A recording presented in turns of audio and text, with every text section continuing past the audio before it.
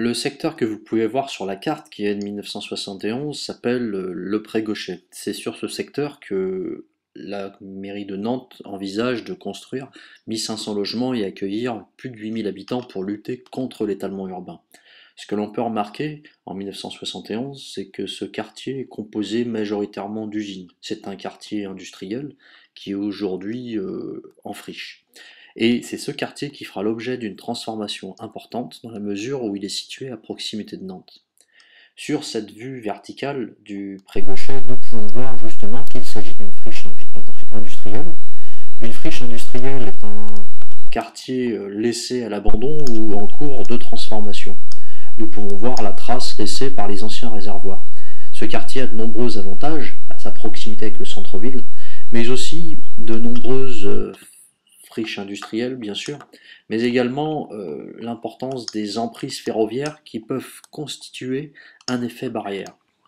Néanmoins, l'avantage de sa localisation est lié à la proximité avec le centre-ville.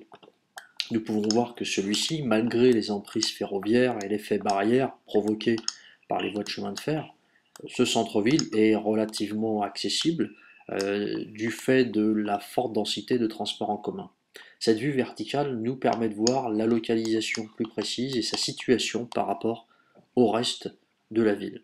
Les travaux ont été bien engagés, mais pas encore achevés. Nous sommes ici dans une vue immersive au niveau du sol qui permet d'avoir un aperçu plus large des transformations qui ont été menées.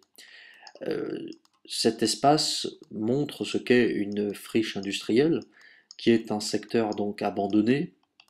Nous pouvons voir que la transformation a été engagée car nous voyons des tours qui ont été détruites ainsi que des grues.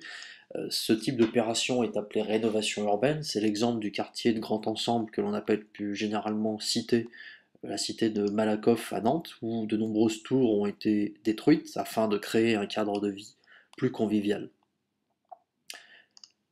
Les routes ont également été transformées.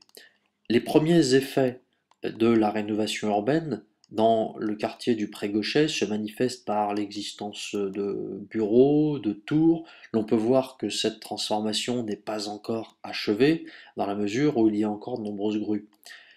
Pour lutter contre l'étalement urbain, les aménageurs, les promoteurs du projet ont construit en hauteur. Ils ont favorisé la densification de la construction afin de loger un maximum d'habitants. Et les espaces verts ont été également préservés.